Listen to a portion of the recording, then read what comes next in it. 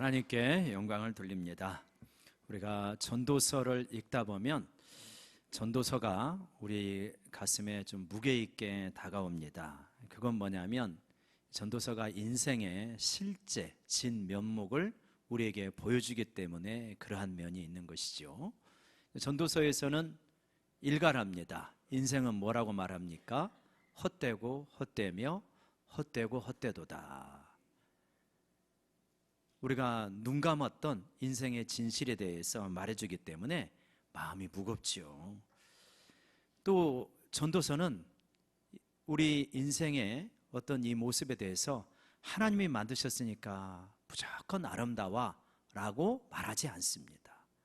하나님이 만든 세상이지만 인간이 타락했기 때문에 인생에는 부조리가 있다고 말하고 있죠. 우리가 읽었던 성경 본문 한 장 앞에 보면 8장 11절 한번 보시겠습니까? 전도서 8장 11절에 보면 이런 말씀을 하세요. 악한 일에 관한 징벌이 속히 실행되지 아니하므로 인생들이 악을 행하는데 마음이 담대하도다. 인생들이 마음이 담대하대요. 왜요? 믿음으로 살아가서 마음이 담대한 게 아니라 악을 행하는데 마음이 담대하대요. 왜요? 믿는 구석이 있는 거요. 뭘 믿냐? 악한 일을 해도 하나님의 징벌이 속히 실행되지 않는다. 내가 좀 악하게 살아봤더니 금방 벌을 받더라. 그러면 안 돌이킬 사람이 누가 있겠습니까? 하나님이 참고 기회를 주시고 기회를 주시니까 악한 일을 행하는데도 막 담대한 거예요. 그 정도만 인생의 부조리가 아니라 12절에 보면 더 기가 막힌 말씀을 하십니다. 8장 12절에 죄인은 100번이나 악을 행하고도 장수하거니와. 어떻습니까? 열받지 않으세요? 아니 저렇게 악한 사람이 왜 저렇게 장수해? 왜 이렇게 얼굴은 편하네? 아니 자녀들도 잘 되네? 이게 뭡니까? 하나님 앞에 항의할 수 있는 거예요. 인생의 부조리에 대해서 적나라하게 말씀해 줘요. 이럴 때 이제 우리는 하나님 앞에 회의를 갖기가 쉽습니다. 야, 하나님이 진짜 이 세상을 다스리는 게 맞나? 악한 사람들도 저렇게 잘 되게 그냥 놔두시나? 이러는 거예요. 물론 뒤를 보면 하나님께서 종국적으로 심판하신다는 말씀을 해요. 근데 현세를 살아갈 때는 그런 면이 있다는 거예요. 그걸 부인하지 않아요. 또 어떤 이야기를 하면 이제 9장 3절 이하에 보면 9장 3절에 보면 첫 부분에 이렇게 말하고 있어요. 모든 사람의 결국은 일반이다 라고 이렇게 말합니다. 그러니까 그거 조금 이따가 보여줄 건데요. 모든 사람의 결국은 일반이래요. 뭐냐면 죽음으로 끝난다는 거예요. 의인이나 악인이나 똑똑한 자나 멍청한 사람이나 부유한 자나 가난한 자나 결국은 죽음으로 모든 것이 끝난다. 이렇게 말을 하면서 이제 9장 3절에 보면은 그러한 표현을 합니다. 다시 좀 보여주시면 모든 사람이 같은 운명을 당하는데 하늘 아래서 벌어지는 일 중에서 잘못되지 않은 것이 무엇이 있겠는가? 그러면서 그러므로 사람들의 마음은 악으로 차고 넘쳐 얼빠진 생각을 하며 살다가 죽을 수밖에 없다. 우리 개역 성경은 뭐라고 말합니까? 미친 마음을 품고 있다가 그 미친 마음을 품는 것은 이 공동 번역에 의하면 얼빠진 생각을 하며 살다가 죽을 수밖에 없다. 너무나 많은 사람들이 얼빠진 생각, 그러니까 참 헛된 생각이죠. 그거를 하면서 살다가 죽는다라고 이렇게 말합니다. 참 가슴 아픈 우리 인생의 실제죠. 아마 많은 사람들이 죽으면서 후회할 거예요. 야, 참 헛된 생각을 품고 살았구나. 얼빠진 생각을 품고 내가 인생을 낭비했구나. 미친 마음을 품고 살다가 인생이 끝나고 인생의 진실을 이제야 깨닫는구나. 이런 장면들이 있을 거라는 거예요. 얼마나 가슴이 아픕니까? 그래서 우리가 이 땅을 살아가면서 야, 내 생각이 이게 참 제대로 된 생각인가 하는 거를 늘 점검해야 되는 거예요. 우리 좀 이렇게 뼈아픈 충고를 옆 사람에게 이렇게 합시다. 얼빠진 생각에서 벗어납시다. 시작. 얼빠진 생각에서 벗어납시다. 아, 이게 참 끔찍한 거예요. 얼빠진 생각을 하고 살아간다는 것은 끔찍한 일이에요. 그러니까 그런 생각을 근데 하면서 많은 사람이 살아간다는 거예요. 근데 결국은 이제 그렇게 다 죽음으로 끝나는데 4절에 보면 그렇지만 모든 산자들 중에 들어있는 자들에게는 누구나 소망이 있는데 산 개가 죽은 사자보다 낫기 때문이다. 여러분, 사자하고 개하고 비교가 됩니까? 아무리 사나워도요, 개가 사나워도 사자 앞에 서면은 지가 알아서 꼬리를 내리게 돼 있는 게 개예요. 근데 아무리 무서운 사자라 할지라도 죽으면 강아지 앞에서도 꼼짝을 못하는 거예요. 뭘 비교하느냐? 아무리 대단해도 죽으면 소망이 없다는 거예요. 아무리 보잘것없어도 산자가 소망이 있다. 산자의 소망을 이야기하는 거죠. 산자의 소망을 이야기할 때 우리는 이렇게 한 가지 좀 생각을 해봐야 될 게 있어요. 뭐냐면 이 말씀은 솔로몬이 주신 말씀이에요. 그게 뭔 말이냐면 예수님이 오시기 1000년 전에 살아갔던 지혜자입니다. 그러니까 아무리 그 시대의 지혜자를 할지라도 예수님의 부활에 대해서는 들어본 적도 없고 배운 적도 없는 거예요. 그러니까 부활에 대해서 몰라요. 그냥 이 땅을 살아가는 지혜만 아는 거예요. 근데 우리들은 다르죠. 우리는 예수님의 부활을 사도들이 보았고 우리에게 전달해 줬고 우리는 그것을 믿는 사람들이에요. 부활 신앙을 가지고 있는 거예요. 그래서 우리는 산자의 소망뿐만 아니라 죽은 자의 소망에 대해서도 확신을 가지고 살아가는 사람들입니다. 그 대단한 거예요. 죽은 자의 소망에 대해서. 여러분 10절에 보면 솔로몬은 이 예수님 오시기 전에 살았던 사람이기 때문에 내 손이 이 일을 하는 대로 일을 얻은 대로 힘을 다하여 해라. 네가 장차 들어갈 스올은 음부를 말합니다. 죽음의 세계를 말해요. 거기에는 뭐가 뭐냐면 일도 없고 계획도 없고 지식도 없고 지혜도 없다 그렇게 말해요. 그 세계는 아무것도 없기 때문에 이 땅을 살아갈 때 힘있게 일하고 잘 살아가라 그런 말을 하는데 우리들은 다르다 그랬죠. 왜냐 우리는 부활을 아는 사람이기 때문에 죽은 이후에도 우리에게는 엄청난 일들이 많이 기다리고 있는 거예요. 솔로몬은 해 아래 새 것이 없다고 말하지만 여러분 천국 가면 해 아래 똑같은 것만 있겠습니까? 아닌 거예요. 해 아래 새 것이 날마다 펼쳐지는 게 천국의 삶인 거예요.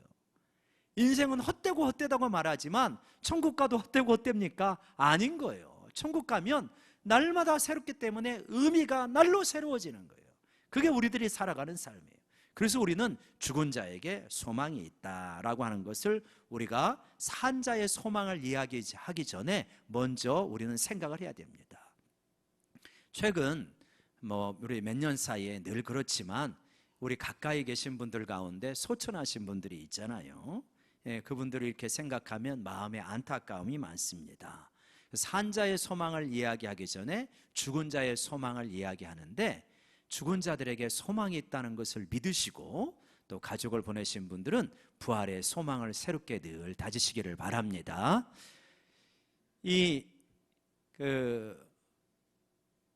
죽은 자의 소망을 이야기할 때 이제 우리 가족들 가운데 우리 교회 식구들 가운데서도 그런 꿈을 꾼 분들이 있는데요. 오카노 목사님이 설교를 듣다 보니까 이런 이야기를 하세요. 그 교회 김 권사님이라는 분이 계셨는데 60대에 하나님의 부르심을 받으셨답니다. 이게 앙투병을 하는데 너무 이렇게 힘든 가운데서도 믿음이 좋으신 분이어서 조금만 컨디션이 좋으면 하나님 앞에 나와서 늘 기도하면서 은혜를 사모하셨던 그런 분이었는데 60대에 하나님의 부르심을 받은 거예요. 그래서 이제 장례를 잘 치렀는데 이제 워낙 좋은 엄마였으니까 딸이 너무 힘겨워하는 거예요. 밤이면 밤마다 눈물로 백연익실을 적시면서 잠을 못 이뤄요. 그러면서 늘 힘겨워하고 그러는데 어느 날 꿈을 꾸었대요. 꿈을 꾸었는데 그렇게 그리워하던 엄마를 만난 거예요. 친정 엄마를. 근데 어디서 만났냐? 구름 위에서 만났대요. 구름 위에서. 구름 위에서 이렇게 친정 엄마를 만났는데 친정 엄마가 이 딸의 뺨을 손으로 어루만지면서 뭐라고 말을 하냐면 여기는 고통이 없으니까 너무 좋아. 여기는 고통이 없으니까 너무 좋아. 그런 말을 했다는 거예요. 그래가지고 보통은 꿈을 꾸면 그럴 때 이제 엄마 하면서 눈이 떠지잖아요. 그래서 다시 꿨으면 좋겠다 이런 생각을 하는데, 아무튼 그런 꿈을 꾸고, 그리고 나서 이 딸이 엄마를 잃은 그 슬픔에서 벗어나게 되었다, 그런 이야기예요. 그러니까 하나님께서 이 땅에서 너무 이렇게 슬퍼하니까 천국을 좀 살짝 보여주시는 거죠. 너무 그렇게 힘들어하지 마라. 죽은 자에게도 큰 소망이 있다, 그걸 보여주는 거예요. 그러니까 우리 가족들 가운데도 그런 꿈을 꾼 분들이 여러분 계시잖아요. 그러니까 분명히 여러분, 우리는 이 땅에서도 소망을 가지고 살아가지만 죽은 후에도 우리에게 분명한 영생과 부활의 세계가 있다는 사실을 굳게 붙잡으시기를 바랍니다. 그러면서 내 사랑하는 남편, 아내, 부모님은 그 믿음 생활을 하다가 영원한 천국에 계시는구나, 이걸 가지고 우리가 소망을 얻어야 돼요. 어쩌면 그분들은 우리를 바라보면서 애야, 너무 그렇게 힘들어하지 말아라, 나 여기 잘 살고 있는데 네가 왜 그렇게 힘들어하냐, 그럴지도 몰라요. 정말 그렇게 말씀하실 거예요, 기회가 있다면. 솔로몬이 말한 것처럼 죽으면 모든 것이 끝나는 게 아니라, 솔로몬은 당대의 사람이기 때문에 그런 것이고, 우리 죽은 후에도 우리에게는 소망이 있는 것이고요. 그렇지만 솔로몬이 전해주는 지혜가 있어요. 뭐냐? 산 자들은 소망이 있다는 거예요. 산 자들은 소망이 있어요. 그 소망이 뭐냐? 우리는 이 땅에서 우리 소망이 많죠. 매일매일 성장할 수 있다는 소망이 있어요. 하나님과 동행할 수 있다는 소망이 있어요. 오늘보다는 내일이 하나님을 더 잘 알아간다는 소망이 있어요. 저는 그것이 참 기쁩니다. 어제보다는 오늘 하나님을 더 잘 알아가고, 내가 미숙하고 연약한 면이 있지만 이 주님의 세계가 좀 더 열린다는 것이 얼마나 이게 감사한지 모르겠어요. 주님 안에 잘 붙어만 있으면 내가 영적으로 잘하고 있다는 사실이 얼마나 감사한지 몰라요. 이게 큰 소망이에요. 여러분, 우리가 이 땅에서의 이 땅의 삶의 기준으로 보면 나이가 들면 몸도 약해지고 또 경제적으로 힘이 약해지고 그런 면이 있을 수 있지만, 영적으로 바라보면 주님 안에서 주님을 더 알아갈 수 있는 그 풍성함이 우리에게 있다는 걸 믿으시기 바랍니다. 그게 참 큰 일이에요. 얼마나 그게 큰 소망인지 몰라요. 나이 들면 무슨 낙이 있어요? 아니에요. 그거 속으시면 안 됩니다. 나이 들면 큰 낙이 있어요. 세상에 헛된 이 유혹에 이제 덜 빠지잖아요. 주님 만날 날이 다가오잖아요. 주님을 더 깊이 알아가잖아요. 주님과 동행하면서 자꾸만 자라요. 헛된 미혹에 이제 속을 염려가 별로 없어요. 주님을 알아가고 성장하는 게 얼마나 큰 기쁨인데요. 이게 큰 낚시입니다. 소망이에요. 근데 이런 낭만이 있는 게 아니에요. 이런 영적인 낭만이 있는 게 아니라, 지금 솔로몬이 말하는 것은 뭐냐면 일상에서 얻는 소망들이 있다는 거예요. 산자의 소망. 일상 속에서 하나님께서 우리에게 주시는 행복을 일구고 가꾸고 풍성하게 누릴 수 있는 소망이 있다는 거예요. 이것 또한 큰 기쁨입니다. 그 소망, 산자의 소망이 어떤 것인가? 4가지를 말씀하시는데, 우리가 이 3가지, 7절, 8절, 9절 3가지 말씀을 보도록 하겠습니다. 이 첫 번째, 우리 산자의 소망, 이 땅에서 행복을 일군 자의 소망이 무엇이냐? 이 말씀을 하세요. 7절에 보면, 너는 가서 기쁨으로 내 음식물을 먹고 즐거운 마음으로 내 포도주를 마실지어다. 그러니까 기쁘고 즐겁게 먹고 마셔라. 이것이 산자의 소망이고 이 땅에서 행복을 누리는 비밀이다 라고 말하는 거예요. 많은 사람들이요, 이걸 잘 모릅니다.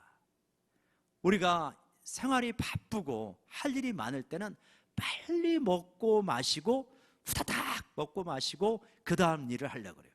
시간이 없으면 어떻게 합니까? 먹고 마시는 걸 같이 해버리잖아요. 물 말아 먹는 겁니다. 물 말아서 후두둑 그냥 흡입을 하는 거죠. 폭풍 흡입. 뭐가 그렇게 바쁜 건지. 빨리 먹고 마시고 다음 일을 해야 되는 거예요. 어떤 분은 지금 그럴 수 있어요. 빨리 예배 드리고 집에 가 쉬어야지. 아니라는 거예요. 그냥 예배를 여기에 마음을 다해서 드리는 거예요. 하나님께서 우리에게 먹고 마시는 즐거움을 주셨어요. 어떻게 할 수 있느냐? 예수님이 이 땅에 오셨을 때 먹고 마시는 걸 즐거워하셨다는 거 아십니까? 우리 말씀 한번 보여주실래요? 마태복음 말씀 거기 보시면 인자가 와가지고 와서 먹고 마심에 말하기를 보라 먹기를 탐하고 포도주를 즐기는 사람이다, 세리와 죄인의 친구다라고 비난을 합니다. 사람들이. 저 비난 속에서 암시하는 게 뭐예요? 예수님이 먹고 마시는 것을 참 즐거워하셨다는 거예요.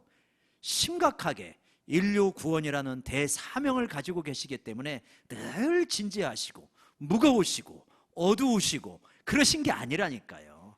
얼마나 유쾌하게 먹고 마시는지 참 이렇게 좀 무거운 사람들은 보기가 불편한 거예요. 뭐 저렇게 유쾌할 수가 있나, 가벼울 수가 있나, 이렇게 해가지고 예수님을 비난하는 거예요. 예수님이 창조주이시잖아요. 우리 인생을 만들었잖아요. 육체를 만드신 분이에요.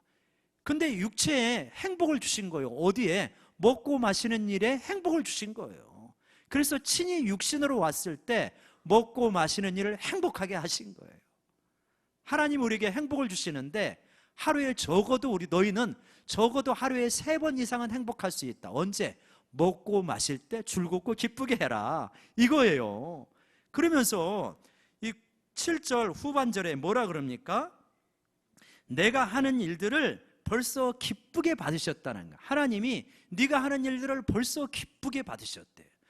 그러니까 우리가 하는 일들, 우리가 죄짓고 악행하고 그런 거 아닌 이상은 하나님이 이미 예수 그리스도 안에서 우리를 즐겁게 받으신 거예요. 우리 존재 자체가 소중한 거예요. 여러분, 이 부모님들의 기쁨이 뭐예요? 우리 자녀들이 맛있게 밥상에서 즐겁게 먹고 마시는 것을 볼 때, 그럴 때 기쁜 거예요. 그러시지 않겠습니까? 왜요?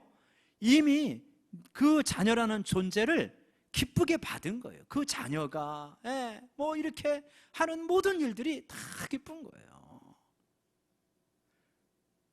제가 한 번 이야기를 했는데, 한 번에 이제 아내하고 이렇게 밥을 먹는데 깍두기를 먹는데 소리가 이렇게 거북하게 들리는 거예요. 그래가지고 좀 조용히 좀 씹지. 근데 다음날 딸하고 둘이 밥을 먹는데 깍두기를 씹는 소리가 그렇게 달콤하게 들리는 거예요. 어쩌면 그렇게 먹는 모습이 이쁘냐. 그러니까 참 아내가 보다가 한심하다는 듯이 한 끗 차이인데 참 심하다, 그렇게 말을 하더라고요. 여러분, 하나님이 우리를 보실 때 먹고 마시는 일을 즐겁게 하는 모습이 그렇게 이쁘다니까요. 그걸 말씀하고 계시는 거예요. 그러니까 여러분, 먹고 마실 때 너무 심각하지 마시기를 바랍니다. 좀 즐겁게 기쁘게 먹고 마시라라고 이렇게 말씀하시는 거예요. 인상 쓰면서 먹고 마실 일이 아니다. 산자들이 행복을 일구는 게 하루 3끼를 기쁘고 즐겁게 먹고 마셔라, 그러는 거예요. 혹시라도 어디 가서 드시고 나서 맛대가리라고는 하나도 없네, 그런 말은 절대 하시면 안 됩니다. 그냥 기쁘게 감사하면서 먹고 마셔야 돼요. 혹시라도 꾸중할 일이 있으면 밥 사주고 하시면 안 됩니다. 그냥 참하시면서 짧게 이야기하세요. 왜 밥 사주고 꾸지람을 하십니까? 그거 진짜 지혜 없는 일이에요. 꾸지람할 일이 있으면 차 한잔 마시면서 하고 격려하고 축복하고 위로할 때 밥 사줘야 되는 거죠. 산 자의 소망, 이 땅에서 행복을 일구는 자의 소망이 뭐냐? 즐겁게 먹고 마셔라. 왜냐? 하나님이 너희 존재 자체를 기쁘게 받으셨기 때문에 이렇게 말씀하고 있는 거예요. 두 번째는 더 재밌어요. 어떤 이야기를 하시냐면 8절에 보면 내 행복을 항상 희게 하고 머리에 향 기름을 그치지 아니하도록 할지어다. 의복을 항상 희게 하라. 희게 하라는 게 뭐냐면 유대인들도 흰 옷을 좋아한대요. 우리 민족도 백이민족이잖아요. 왜 그러냐? 희다라고 하는 것은 뭐냐면 정결함의 상징이에요. 우리 죄를 양털보다도 희게 하시고 그렇게 하잖아요. 그러니까 이게 정결함의 상징이에요. 머리에다가 기름을 바른다라고 하는 의미는 뭐냐면 정결하게 하고 매력적으로 하고 하나님의 사랑과 축복을 받는다, 그런 의미가 있는 거죠. 정결하게 한다. 그러니까 여러분, 그러니까 내 자신을 정결하게 가꾼다라고 하는 의미예요. 이게 우리가 일상 속에서 행복을 가꾸는 의미라는 거예요. 그러니까 우리 여성이 이렇게 교회 나올 때 혹은 외출할 때, 화장할 때 이놈 화장 안 하고 나갈 수 없나? 그렇게 생각할 필요가 없는 거예요. 그 자체가 나를 잘 가꾸는 과정인 거예요. 제가 이제 청년 때 우리 태중 형제라고 하는 형제가 있었는데, 신혼이었는데 가끔은 거기 가서 이제 친해가지고 지냈던 때가 있는데, 이 신혼인데 고향이 시골이에요. 그래서 고속 터미널에 가족이 오거나 친척이 오면 영접을 나가고 그랬어요, 그때는. 근데 그럴 때마다 남편하고 아내하고 형제 자매가 티격태격 하는 거예요. 이게 뭐냐면, 형제는 법을 전공하고 그래가지고 본질에 강한 사람이에요. 마음의 준비만 되면 됐지 왜 머리를 감고 나가야 되냐. 형제는 이래요. 자매는 아니라는 거예요. 그래도 부모님이 오시고 친척이 오는데 머리를 단장하게 하고 가야 된다. 그래가지고 거기서 실갱이를 하는 거예요. 그 모습을 보면서 참 이렇게 사랑 싸움 한다, 그렇게 옆에서 이렇게 그 모습을 재밌게 봤는데, 결국은 머리를 감고 나가기는 나가더라고요. 그러긴 하는데, 우리 본질에 강한 사람들, 그러니까 마음의 중심이 준비되면 됐지, 이런 분들은 외양에 대해서 너무 그렇게 비중을 많이 안 둘 때도 있잖아요. 그런데 뭐 본질을 중요하게 생각하는 것은 중요하지만, 그렇지만 내 의복을 희게 하고 머리를 정갈하게 하고 기름을 바르고 이런 것 자체가 상당히 자기 자신을 잘 가꾸는, 행복을 일구는 한 과정이다, 이렇게 지금 말씀하고 있는 거죠. 사실 울적하고 그럴 때 옷을 깨끗하게 입고요, 머리를 이발을 하고 또 드라이를 하고 무스와 또 스프레이를 잘 뿌리고 깔끔하게 하고 나서면 왠지 기분이 상큼하지 않습니까? 그런 것이 당연한 거죠. 근데 이것이 소소한 행복일 뿐만 아니라 중요한 의미가 있는데, 생존하고도 사명하고도 굉장히 밀접하게 연관이 있습니다. 어떻게 할 수 있냐? 1978년인가요? 9년인가요? 김대중 대통령이 가택연금을 당한 적이 있어요. 아니, 그때는 대통령 아니죠. 김대중 씨가 저게 이제 화살표하고 그런 게 그때 표시인데, 가택연금을 당해가지고 집 밖으로 전혀 못 나가는 거예요. 그러할 때 이분이 하루 일과를 어떻게 보내느냐? 아침에 평상시하고 똑같이 아침에 일어나서 샤워하고 머리하고 머리 잘 단장하고 옷 입고 와이셔츠 입고 넥타이 매고 양복 입고 그리고 자기 서재로 출근하는 거예요. 뭐 출근길이 뭐 2m밖에 안 되죠. 근데 굳이 그렇게 하는 거예요. 왜 그렇겠습니까? 너희들이 나를 가택하고 있어도, 가택연금을 시켜도 내 민족과 나라를 향한 내 마음은 흐트러짐이 없다. 그거를 매일 아침에 그 작업을 하면서 자신을 가꾸는 거예요. 정신이 흐트러지지 않는 거죠. 마음가짐이 흐트러지지 않는 거죠. 근데 이 정도를 넘어서서 이 빅터 프랭클이라고 하는 사람이 유대인 수용소에 이제 있었죠. 그 사람이 이제 이 유대인 수용소에서 이 사람의 밑바닥의 본질을 많이 이제 발견한 이제 그런 부분들이 많이 있는데, 이 빅터 프랭클이 수용소에 있을 때 나치들은 유대인들을 아주 개, 돼지 취급을 하도록 그렇게 만듭니다. 그래서 그렇게 부르기도 하고요, 너무나 열악한 환경 속에 이 사람들을 던져버리는 거예요. 그러면 자존감이 낮아질 대로 낮아져서 비참해지다가 죽은 사람이 많아요. 양식도 너무 조금 주고요, 물도 뭐 한 끼 분량 정도밖에 안 준다 그래요. 그래서 물이 늘 부족하죠. 근데 이 물을 아껴가지고 딴 곳에 사용하는 사람들이 있었다 그래요. 뭐냐? 이 물을 아껴가지고 뭘 하냐면 면도를 하는 거예요. 면도를. 유리 조각 같은 걸 주워가지고 면도를 하는 이 과정이 뭘 말하는 겁니까? 너희들이 나를 짐승과 같이 대우하지만 나는 나의 존엄성을 잃지 않는다는 거예요. 네가 비록 나를 짐승과 같이 대운다 할지라도 나는 여전히 존엄한 하나의 인간이다. 그거를 그 열악한 환경에서 면도를 하면서 자기 자신에게 되새김질하는 거예요. 오래 살아남은 사람, 오래 버틴 사람, 그런 사람은 어떤 사람이냐? 건강한 사람, 그리고 단단한 사람이 오래 살아남은 게 아니라 그러죠. 삶의 의지를 가지고 있었던 사람, 자기의 존엄성을 끝까지 유지한 사람이 오래 살아남았다는 거예요. 그 면도했던 사람들이. 자기 자신을 가꾼다는 것은 다른 사람에게 그럴듯하게 보이는 차원이 아니라는 거예요. 자기의 존엄성을 지키는 과정이요, 그리고 뭐냐? 행복을 이루고 가는 과정이에요. 하나님 앞에 하나님의 백성으로 아름답게 살아가는 과정이라는 거예요. 여러분, 우리가 이렇게 우리 자신의 의복을 정결하게 하고 머리에 향기름을 바르는 이러한 자기 단장, 자기를 가꾸는 이 지혜, 이 행복의 지혜를 잘 이렇게 우리가 풀어갈 수 있는, 잘 적용해 갈 수 있는 저희 모두가 되기를 원합니다. 우리 옆 사람 바라보면서 한번 축복합시다. 자세히 보니 참 멋지십니다. 다 멋진 분들이에요. 그러니까 혹시라도 울적하고 자주 울적하는 분 있죠? 의도적으로 훈련하셨으면 좋겠어요. 자주 울적해지시고 세상에 부정적인 뉴스가 많을수록 좀 비싼 데 가서 머리도 잘 깎고요, 한번 새 옷도 한번 사 입어보고요, 너무 구제만 사지 마시고, 그리고 구도도 좀 번쩍번쩍 한번 닦아보고요, 음악도 너무 처지는 음악 듣지 마세요. 좀 경쾌한 찬양 들으시면서 내 자신을 하나님 앞에 좀 새롭게, 이게 하나님 주시는 행복이라는 거예요. 일상 속에서 일굴 수 있는 행복이라는 거예요.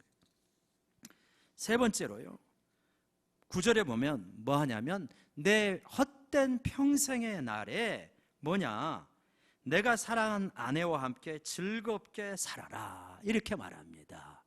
아내와 함께, 남편과 함께, 자녀들과 함께, 형제들과 함께 좀 즐겁게 사는 법을 배워라. 여러분, 아무리 소중하고 예쁘고 뭐 멋있어도요, 오래 지나면 별거 없어요. 비슷합니다. 제가 오래된 성도님들한테 서운한 게 있어요. 저에 대한 가치를 잘 몰라. 새로 오신 분들은 야, 목사님 좋으세요, 말씀이 얼마나 좋으세요, 그러는데 오래된 성도로부터 말씀 좋아요, 이 얘기를 들은 지가 너무 오래되었어. 익숙해지면요 별거 없어요. 그렇게 돼 있는 겁니다. 당연히 그래요. 여러분, 내 배우자 처녀적 총각적에는 죽자 살자 쫓아다녔어도 이제 10년, 20년, 30년 지났는데 얼마나 그렇게 황홀하겠어요.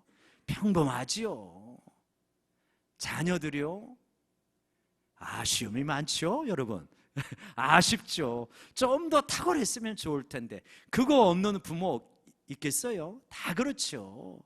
그런데 그 자녀와 그 가족들이 네 행복의 원천이라는 거예요. 네가 행복을 일구어야 될 대상이 바로 가정에 있다라고 이렇게 말하는 거예요. 어떤 짜릿한 만남 속에 있는 게 아니다.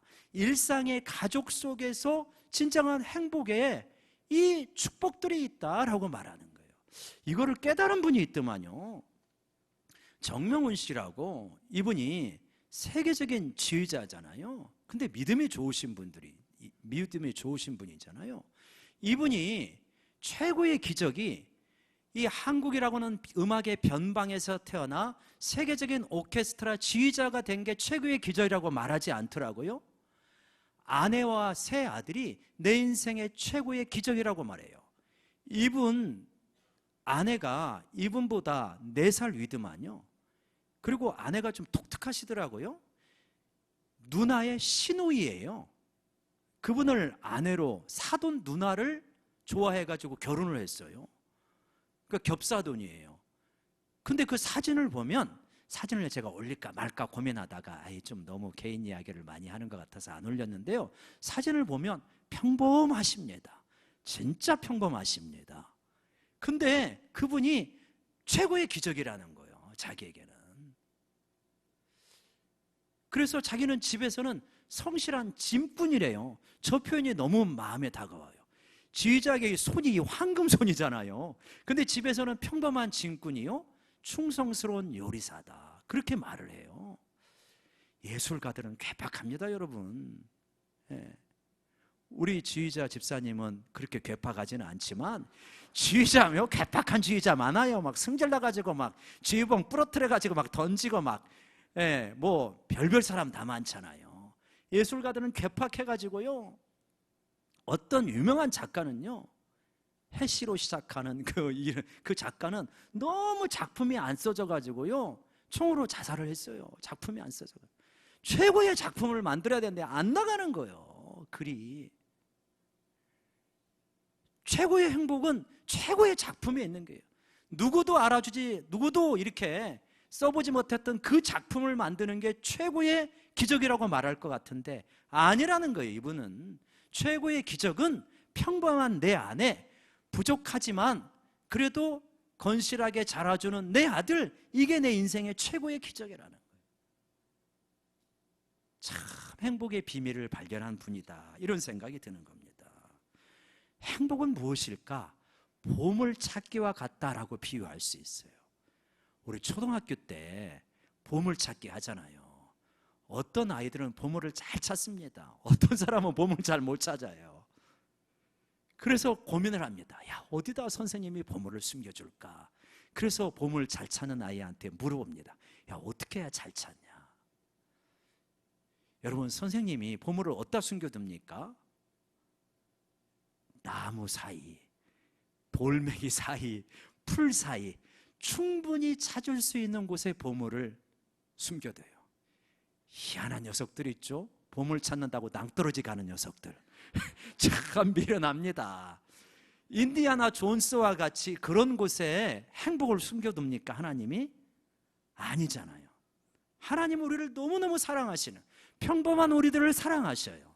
그래가지고 행복을 참 나무 밑에다가, 풀 사이에다가, 나무 이렇게 나무 돌 밑에다가 하나님께서 그렇게 행복이라고 하는 보물을 쉽게 찾을 수 있게 놓은 거예요. 준비된 마음과 눈만 있으면 찾을 수 있어요.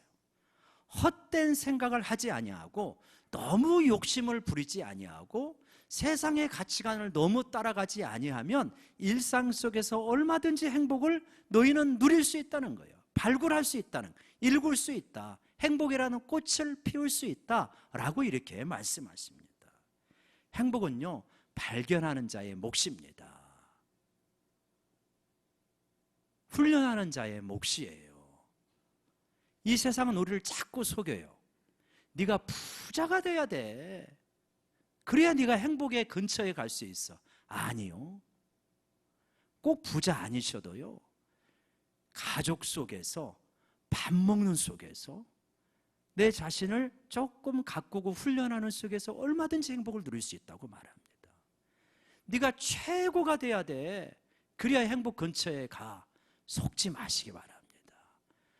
하나님이 우리에게 주신 영양껏 살아가는 거예요. 거기서 주님과 동행하면서 행복을 누릴 수 있는 것입니다. 행복을 연습하고요, 행복을 발굴하는 훈련을 하시고 일구면요, 어디 가든지 행복할 수 있습니다. 세상의 메시지에 속지 마시고 하나님이 주시는 메시지를 잘 받으셔서 행복을 잘 일구시기를 바랍니다. 함 목사님이라는 분이 계세요. 함시의 목사님이 계신데, 서울에 있는 교회 목사님인데, 이분이 분쟁이 많은 교회 담임으로 가게 됐습니다. 그래가지고 분쟁이 많으니까 마음고생이 많아요. 진짜 죽기 살기로 애쓰면서 교회를 목회를 했어요. 그래서 이제 분쟁이 잠잠해지고 교회가 평화로워지게 되었어요. 그러니까 이제 목회할 만하잖아요. 이럴 때 꼭 문제 생기는 거 있죠. 어느 날 몸이 이상해가지고 병원에 갔더니 의사 선생님이 뭐라 그러냐, 가족들하고 행복한 시간을 보내세요. 이게 뭡니까? 얼마 안 남았다는 거잖아요. 기가 막힙니다. 그래서 하나님 앞에 울면서 기도합니다. 하나님이여, 죽자 사자고 이렇게 힘들게 해가지고 어려운 교회 평화롭게 만들었더니 이게 무슨 일입니까?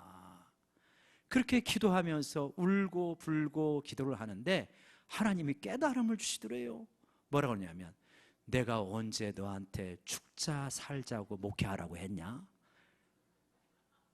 열심히 하라고 했지 언제 죽기 살기로 목회하라고 그랬냐? 그게 깨달은 거예요. 아이고 하나님 잘못했습니다. 내가 죽기 살기로 목회하는 거 잘못했습니다. 행복하게 목회하겠습니다. 그렇게 다짐을 하고, 그리고 이제 그 어려운 질병의 치유 과정을 잘 이겨낸 거예요. 그러면서 그 과정도 행복하게 하려고 애쓰고, 그래서 완치가 되고 지금 10년째라 그래요. 그분이 지금도 잘하고 계셔요. 한번 우리 교회 나중에 모실라 그래요. 나중에 그분의 간증을 아마 들을 수 있는 기회가 있지 않을까 싶은데, 여러분 우리 예수 믿는 사람들이잖아요. 부활 믿는 사람들이고 영생 확신하는 사람들이고 천국 확신하는 사람이고 하나님 경외하려고 살아가는 사람들입니다. 맞습니까? 우리 하나님 경외하면서 살기 때문에 잠깐 넘어지는 순간은 있어도 죄 끝까지 안 짓는 사람들입니다. 우리 악하게 안 살려고 애쓰는 사람들이에요. 그리고 뭐 게으른 거 우리 싫어하잖아요. 때로는 넘어져도 그래도 열심히 살려고 애쓰는 우리들이잖아요.